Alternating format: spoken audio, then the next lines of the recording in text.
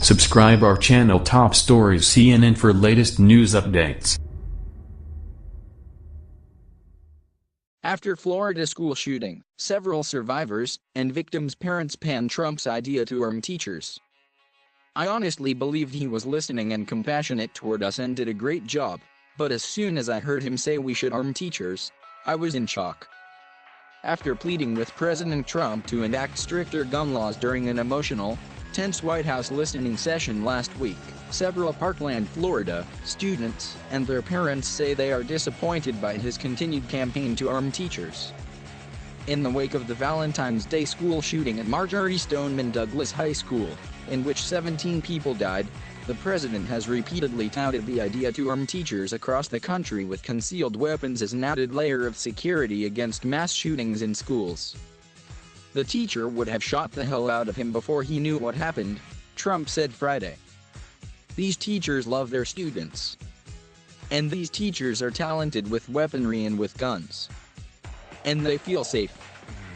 The next day, he suggested that teachers trained to fire weapons should get a yearly bonus, but that it should be up to states to implement any such program. His ongoing comments have riled politicians, educators, parents, and students who contend that arming teachers is not the answer to the nation's gun problem, nor should it be the responsibility of a teacher to learn how to carry and use a weapon while also instructing dozens of children in districts already sapped of resources.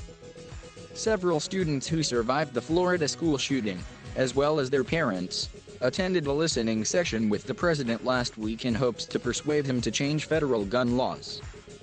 They said that while they felt Trump was compassionate and empathetic, they were incensed by his push to put guns in classrooms. I felt that Trump was sincere and the White House was respectful when I was there, Melissa Blank, whose son, Jonathan, survived the shooting, told BuzzFeed News. I honestly believed he was listening and compassionate toward us and did a great job, but as soon as I heard him say we should arm teachers, I was in shock. Blank, a teacher's aide at West Glades Middle School, which is near Stoneman Douglas, recounted the 2 horrific hours in which she tried to calm a classroom of petrified 7th graders while barring the door in case a gunman came barreling in. I am holding this door and at the same time trying to text my son, who is in the high school, and he finally answers, "Mom, students next to me are getting shot," and then no response after that, she said. Can you imagine what that is like? And then to hear the president say he wants to arm teachers. It's absurd. Are you out of your mind? Jonathan Blank watched 2 of his classmates die right in front of me during his Holocaust study class. While he, like his mother, is not against guns if someone needs it to protect themselves and they are old enough to handle it, he doesn't think teachers should have them. I don't believe guns in the classroom is the way to go, the 17-year-old said. I think security guards should have a gun, but not a rifle. Why does anyone need this type of gun at all? I don't understand.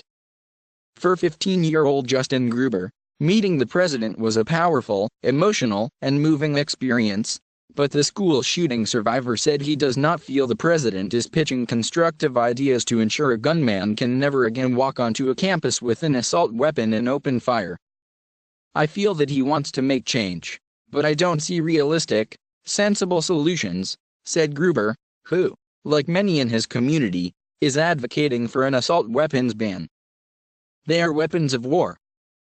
The Founding Fathers intended using weapons for defense, not offense. Raising the age so that an 18-year-old can no longer buy an assault rifle is a step in the right direction, Gruber said, but he added that it won't do the amount of change that needs to be done. The sophomore also said arming teachers is a terrible idea. Adding guns to solve a gun problem will increase the possible negative outcomes, he said. Teachers shouldn't have to be trained to carry weapons. They are supposed to mold the minds of the next generation. Just days before he and his other nearly 3,300 classmates are set to go back to school, Gruber said he was disappointed with the ongoing discussions by politicians as to how the country should proceed after the latest mass shooting tragedy. If there is not significant change in this country right now, these tragedies will keep happening again and again, he said. The president and senators need to write legislation to fix this. In an interview with CNN, Stoneman Douglas Sr. Samuels said he doesn't think Trump will take action, nor does he have hope that the president will push for legislation. "I just feel everyone saw on his note card, 'I hear you,' and I think he did hear us.